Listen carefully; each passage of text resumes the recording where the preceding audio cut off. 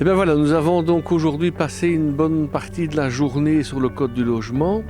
C'est l'aboutissement d'un long accouchement, je dirais, puisque à peu près 3 mois de débat en commission, des journées allongées, un dépôt de près d'une centaine d'amendements par notre seul groupe, 185 amendements en tout.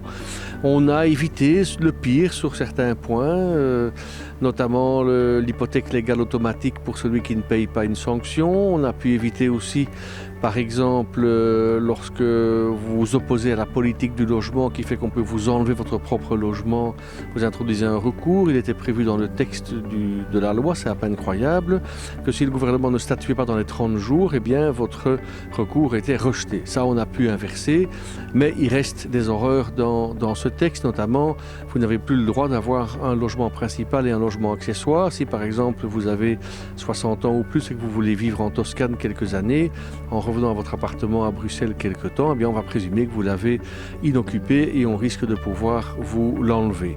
Donc c'est vraiment, comme je l'avais dit, une politique collectiviste, stalinienne.